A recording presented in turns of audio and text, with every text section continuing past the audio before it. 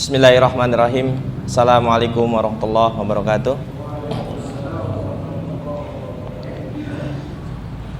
Alhamdulillahilladzi hadana li hadza wa ma kunna linahtadiya laula an hadanallah. Asyhadu an la ilaha illallah wahdahu la syarikalah wa asyhadu anna Muhammadan abduhu wa rasuluhu la nabiyya ba'dah. Allahumma shalli wa sallim ala nabiyyina Muhammadin wa ala alihi wa ashabihi wa man tabi'ahu bi ihsanin ila yaumil. Wa qala ta'ala ya ayyuhalladzina amanu taqullaha haqqa tuqatih wa la tamutunna illa wa antum muslimun. Allahumma 'allimna ma yanfa'una wanfa'na bima 'allamtana wa zidna ilma. Segala puji bagi Allah Subhanahu wa taala yang telah menurunkan Al-Qur'an sebagai petunjuk bagi manusia. Keuntungan yang sangat besar bagi mereka yang mempelajari, mentadaburi dan mengamalkan Al-Quran. Maka dari itu pada kesempatan yang berbahagia ini, insya Allah kita akan mentadaburi beberapa ayat dari Al-Quran. Semoga dengan tadabur kita di hari ini kita mendapatkan banyak sekali faidah yang dapat kita amalkan dalam kehidupan kita sehari-hari. Ayat yang kita akan tadaburi adalah firman Allah Subhanahu wa taala di dalam surat Al-An'am ayat 75 sampai 79. Sebelum kita mentadaburinya, alangkah baiknya kita membaca dan juga mengetahui apa makna yang terkandung di dalam ayat ini. Allah Subhanahu wa taala berfirman, A'udzubillahi minasyaitonirrajim. Wa kadzalika nuri Ibrahima malakutas samawati wal ardh wal yakuna minal muqinin. Falamma janna 'alaihi lailu ra'a kaukaba qala hadza rabbi falamma afala qala la uhibbul afilin. Falamma ra'al qamara bazighan qala hadza rabbi falamma afala qala la illam yahdini rabbi la akunanna minal qaumid dhalin. Falamma rasyamsa bazighatan qala hadza rabbi hadza akbar. Falamma afalat qala ya qaumi inni bari'um mimma tusyrikun. Inni wajjahtu wajhiya lillazi fataras samawati wal arda hanifa wa ma ana minal musyrikin. Yang artinya, demikianlah kami perlihatkan kepada Ibrahim tanda-tanda keagungan Allah Subhanahu wa taala di langit dan di bumi, agar ia termasuk orang-orang yang yakin. Ketika malam telah menjadi gelap dan ia melihat sebuah bintang, lalu berkata, apakah ini Tuhanku? Tatkala bintang itu lenyap, dia mengatakan, saya tidak suka kepada yang lenyap.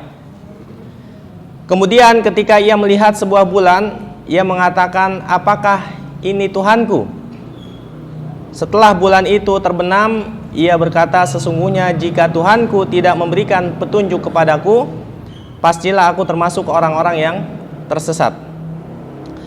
Kemudian ketika ia melihat matahari terbit, ia mengatakan, apakah ini Tuhanku? Ya. Dan ini yang lebih besar. Maka tatkala matahari itu telah terbenam, ia berkata, wahai kaumku, sesungguhnya aku berlepas diri dari apa yang kalian persekutukan. Sesungguhnya aku menghadapkan diriku kepada Tuhan yang menciptakan langit dan bumi, cenderung kepada agama yang benar, dan aku bukanlah termasuk orang-orang yang mempersekutukan Allah Subhanahu wa taala.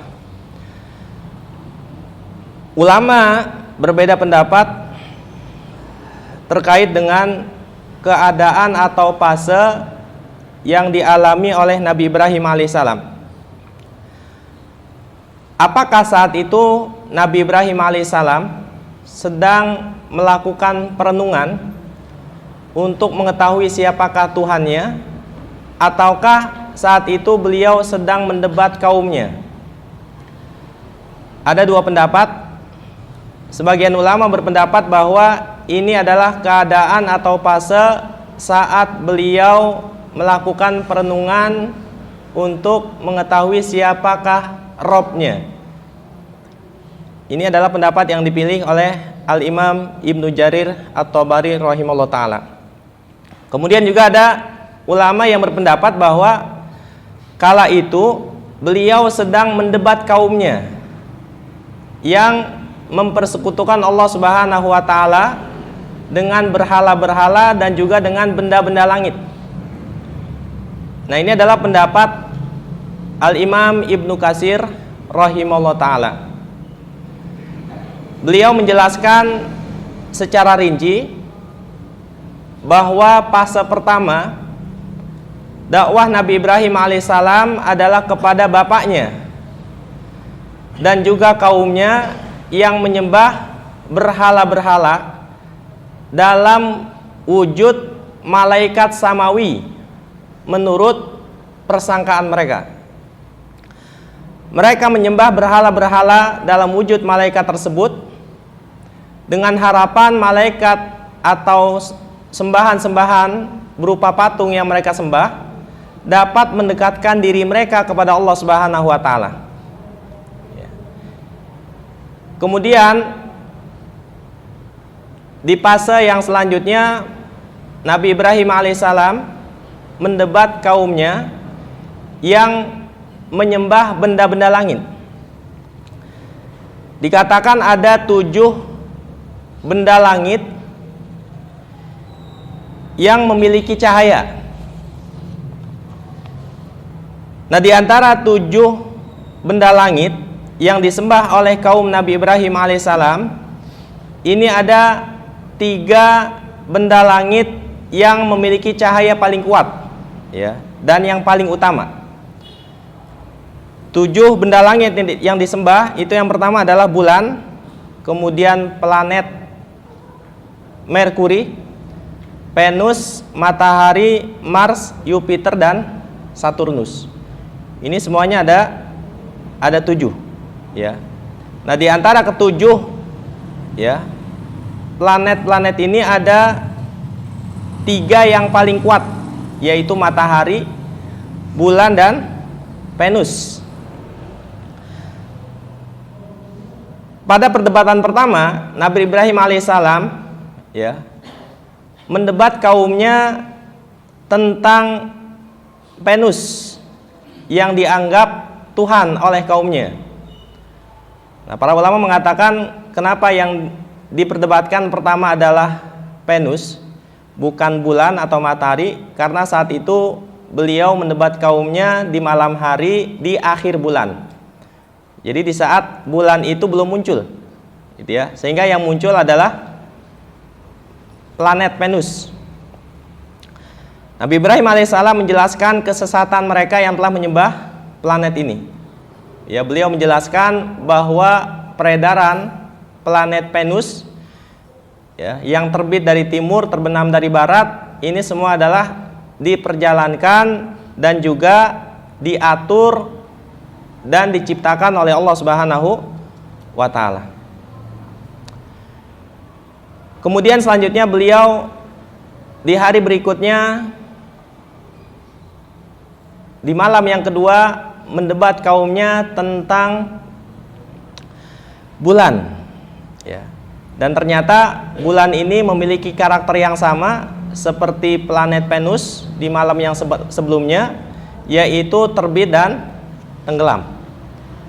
Kemudian di siang harinya ya, beliau mendebat kaumnya yang menyembah matahari di siang hari, dan ternyata matahari ini juga memiliki sifat yang sama ya, seperti Venus dan bulan yang terbit dan terbenam. Nah, ini adalah penjelasan yang dijelaskan oleh Al-Imam Ibnu Katsir rahimahullah ta'ala di dalam kitab tafsirnya. Nah, apa faedah yang kita dapatkan dari ayat 75 dari surat Al-An'am ketika Allah Subhanahu wa taala berfirman, wa kadzalika nuri Ibrahim malakutas samawati wal ard waliyakuna minal muqinin. Demikianlah ketika kami perlihatkan kepada Ibrahim tanda-tanda kekaguman Allah Subhanahu wa taala di langit dan di bumi agar ia termasuk orang-orang yang yakin. Faidah yang pertama, bahwa Nabi Ibrahim alaihissalam adalah kekasih Allah Subhanahu wa taala, panutan orang-orang yang mentauhidkan Allah Subhanahu wa taala. Beliau cenderung kepada agama yang benar, ya, dan bukan termasuk orang-orang yang menyekutukan Allah Subhanahu wa taala.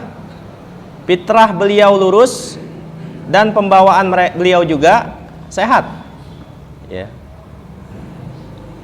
Kemudian faidah yang kedua, Allah Subhanahu wa taala memperlihatkan kepada Nabi Ibrahim alaihissalam tanda-tanda keagungan Allah Subhanahu wa taala yang ada di langit dan di bumi. Dengan demikian bertambahlah keimanan Nabi Ibrahim alaihissalam dan menjadi semakin lebih kokoh. Ya, maka dari itu salah satu untuk memperkuat keimanan kita kepada Allah Subhanahu wa taala adalah dengan memikirkan, merenungi dan mentadaburi ciptaan Allah Subhanahu wa taala, makhluk-makhluk Allah Subhanahu wa taala yang ada di langit dan di bumi. Seluruh makhluk Allah Subhanahu wa taala yang ada di langit dan di bumi ini menunjukkan adanya Allah Subhanahu wa taala.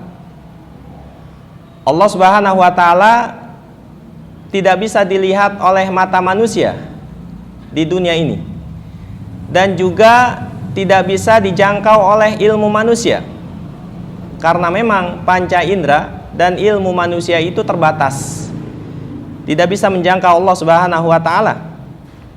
Namun keberadaan Allah Subhanahu wa taala dan keesaannya ini bisa dilihat dan juga diketahui dari tanda-tanda keberadaan Allah Subhanahu wa taala. Ketika ada yang mengatakan di mana Allah Subhanahu wa taala, maka kita dapat menjawab dengan satu jawaban. Kita katakan sesungguhnya kotoran unta itu menunjukkan adanya unta. Jejak kaki manusia menunjukkan adanya manusia yang lewat.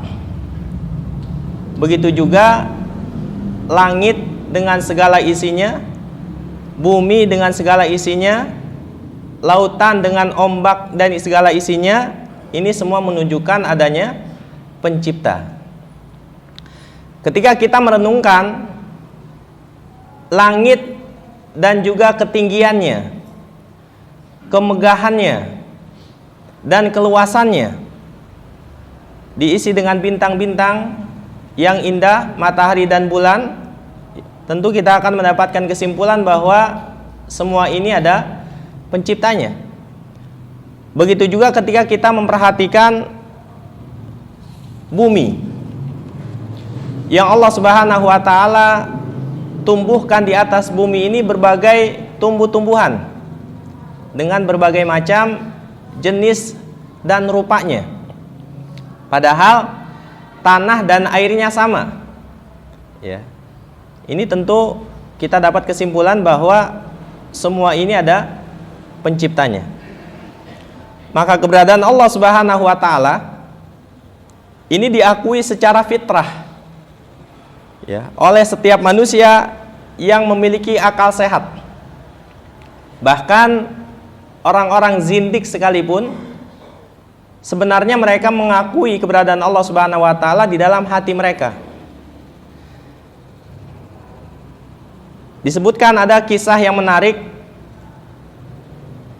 bagaimana perdebatan Al-Imam Abu Hanifah rahimahullah ta'ala dengan orang-orang zindik.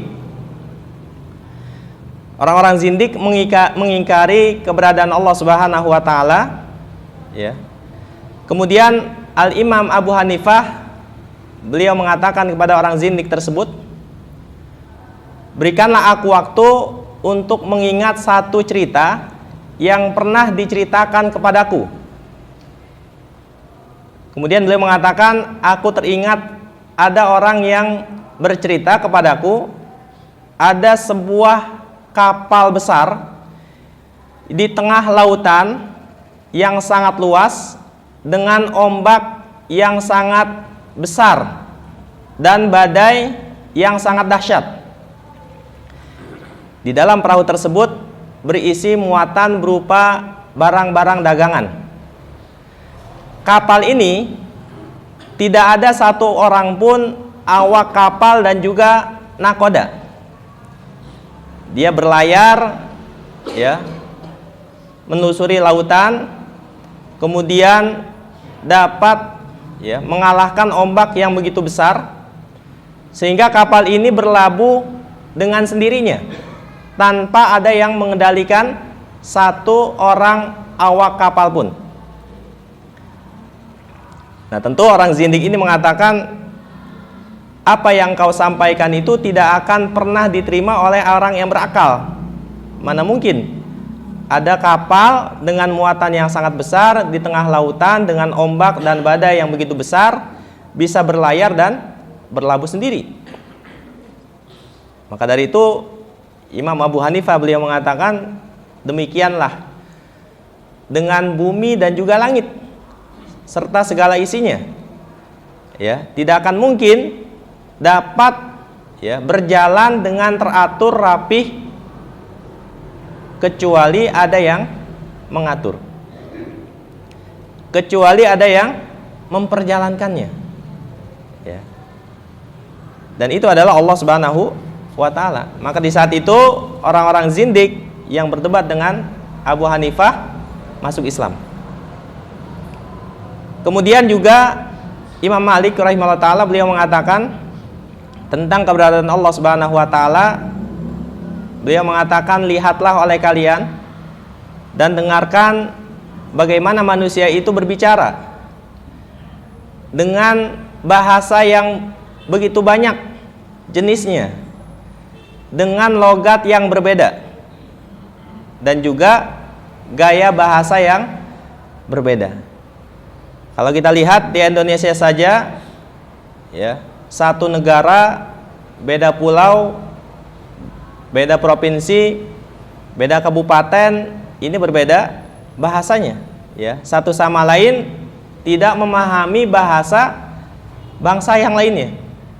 Ini tidak akan mungkin, ya, terjadi demikian kecuali ada Allah Subhanahu wa ta'ala yang mengajarkan kepada manusia akan bahasa. Ya, di Pulau Jawa saja ini ada beberapa bahasa dan ada beberapa logat bahasa. Ya, ini baru satu pulau, ya. Bagaimana dengan satu bumi ini, satu dunia, ya. Kemudian Imam Syafi'i beliau juga pernah mengatakan, ya, tentang keberadaan Allah Subhanahu wa ta'ala, perhatikanlah oleh kalian ini pohon, ya, tut. Jadi tut ini sejenis pohon blackberry, ya, yang dimakan oleh ulat sutra. Ya, beliau mengatakan pohon tut ini ketika dimakan oleh ulat sutra, maka ini akan menghasilkan benang sutra. Ketika dimakan oleh lebah, maka akan keluar madu. Bila dimakan oleh kambing, pohon tut ini berubah menjadi kotoran dan bisa dijadikan pupuk. Ya. Nah, ketika dimakan oleh kijang, maka dia mengeluarkan bibit minyak kasturi. Padahal ini dari jenis pohon yang sama, yaitu pohon tut. Ya, jenisnya sama, rasanya sama, tapi ketika dimakan oleh makhluk yang berbeda, maka hasilnya pun akan berbeda. Ya, tidak akan mungkin semua ini terjadi kecuali ada yang mengatur. Dan ini bukanlah satu, ya, kebetulan.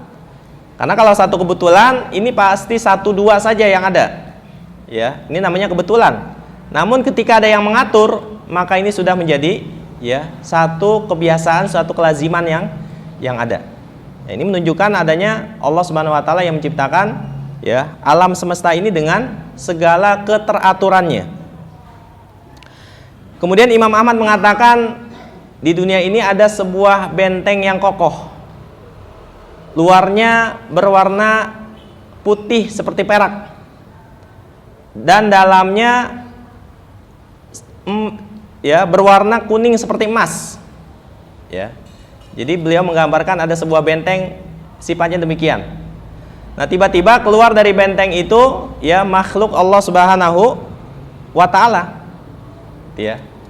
Nah, beliau menggambarkan benteng ini dengan sebuah telur.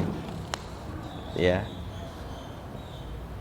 Dan ini adalah ya semua merupakan ciptaan Allah Subhanahu wa taala, ya.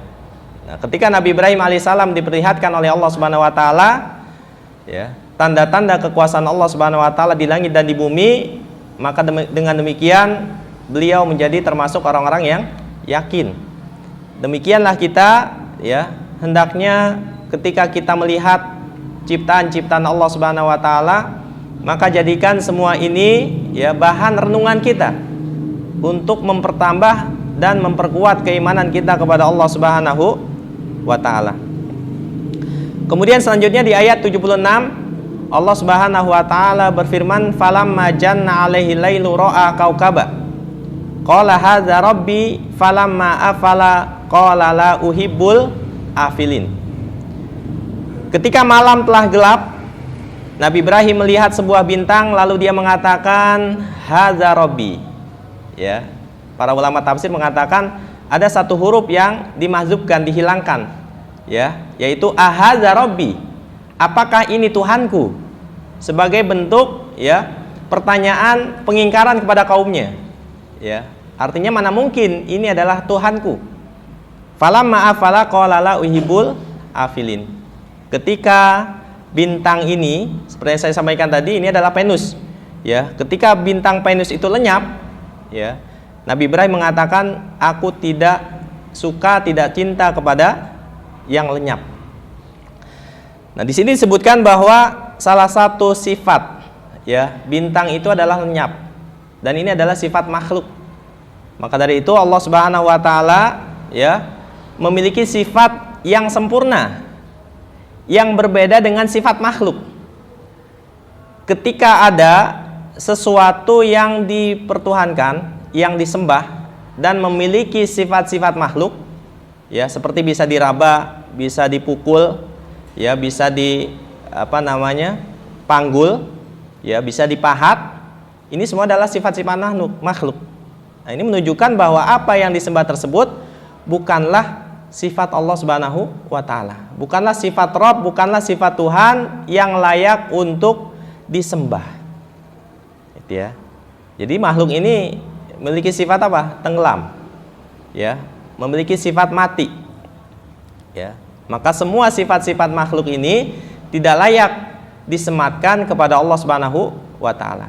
Dan segala sesuatu yang memiliki sifat yang sama dengan sifat makhluk, maka ini bukanlah Tuhan yang layak disembah oleh manusia. Kemudian yang selanjutnya di sini dikatakan la uhibbul afilin. Ya, aku tidak suka, tidak cinta kepada yang lenyap.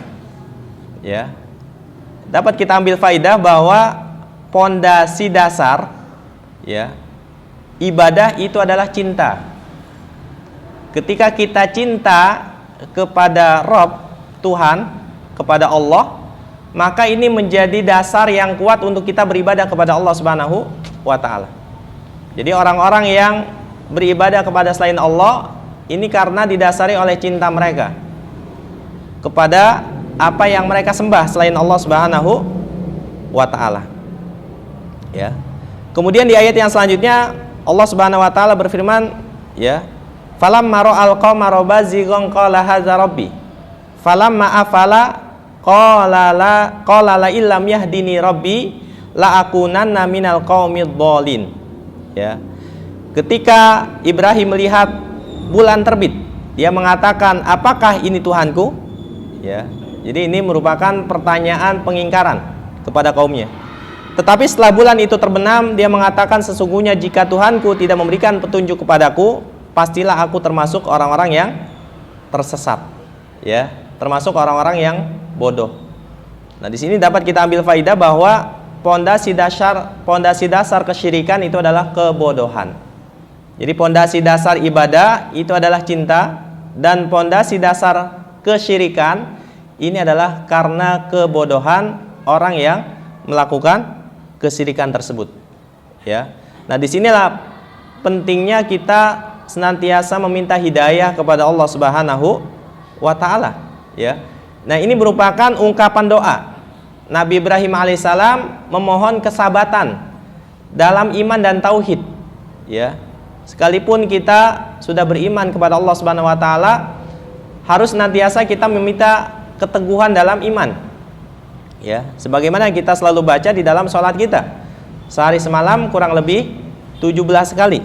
Ya. Jadi ketika Nabi Ibrahim mengatakan la illam yahdini rabbi la akunanna minal qaumid dhalin. Ini adalah ungkapan doa Nabi Ibrahim. Ya, beliau meminta kepada Allah Subhanahu wa Ta'ala keteguhan hati dalam hidayah dan iman. Ya. Dan ini juga yang diminta oleh para nabi yang mulia. Ya. Kemudian yang selanjutnya falamma ra'a asy-syamsa bazighatan qala hadza rabbi hadza akbar. Falamma afalat qala ya qaumi inni bari'um mimma tusyrikun. Inni wajjahtu wajhiya lillazi fataras samawati wal arda hanifa wa ma ana minal musyrikin. Ya, ketika beliau melihat matahari terbit, beliau mengatakan, "Apakah ini Tuhanku?" Ya. Dan ini yang lebih besar. Tatkala matahari itu terbenam, beliau mengatakan, "Wahai kaumku, sesungguhnya aku berlepas diri dari apa yang kalian persekutukan." Ya, sesungguhnya aku menyerahkan diriku kepada Allah yang menciptakan langit dan bumi. Ya, dan cenderung kepada agama yang benar. Aku bukanlah termasuk orang-orang yang mempersekutukan Allah Subhanahu wa Ta'ala. Nah, inilah inti ajaran Islam, yaitu tunduk dan berserah diri kepada Allah Subhanahu wa Ta'ala dengan mentauhidkan Allah Subhanahu wa Ta'ala, dan berserah diri, ya, berlepas diri dari segala bentuk kesyirikan dan pelaku kesyirikan. Ya, jadi tidak sah tauhid seseorang jika mereka belum berlepas diri dari perbuatan syirik dan pelakunya. Ya, karena di sini dikatakan inni bari'um mimma tusyrikun. Sesungguhnya aku berlepas diri dari apa yang kalian persekutukan. Ya, ini menunjukkan berlepas diri dari, ya, perbuatan kesyirikan. Gitu ya. Kemudian yang selanjutnya, pandangan akal yang sehat, ya, dan benar ini akan mengantarkan seseorang kepada satu kesimpulan. Ya. Kesimpulannya adalah bahwa makhluk, ya, yang memiliki sifat-sifat makhluk ini tidak layak untuk, ya, disembah. Di antaranya adalah Venus, ya, bintang-bintang, bulan dan matahari. Ini semua memiliki sifat-sifat makhluk sehingga mereka tidak layak disembah dan tidak layak, ya, dianggap sebagai Tuhan. Begitu juga dengan makhluk-makhluk yang lain. Ya, Allah Subhanahu wa Ta'ala telah memperkenalkan dirinya melalui para rasul dan juga kitab-kitabnya terkait dengan sifat-sifat Allah Subhanahu wa Ta'ala yang maha sempurna, ya, dan memiliki nama-nama yang baik. Semua sifat Allah, ya, suci dan terbebas dari kekurangan, ya, berbeda dengan sifat-sifat makhluk, ya. Nah, hanya kepada Allah Subhanahu wa Ta'ala kita berserah diri, dan hanya kepada Allah Subhanahu wa Ta'ala kita menyerahkan seluruh bentuk peribadahan kita, baik itu ibadah hati, ya, berupa cinta, takut, ya, berharap, dan ibadah hati yang lain. Kemudian juga ibadah lisan, ya, zikir, doa, membaca Al-Quran. Kemudian juga seluruh ibadah anggota badan seperti sholat, ya, kemudian menyembelih hewan kurban, berhaji, ya, tawaf, sujud. Semua itu hanya layak dipersembahkan kepada Allah Subhanahu wa Ta'ala. Ya, wallahu alam. Subhanakallahumma bihamdik, asyhadu an la ilaha illa anta, astaghfiruka wa atubu ilaik. Assalamualaikum warahmatullahi wabarakatuh.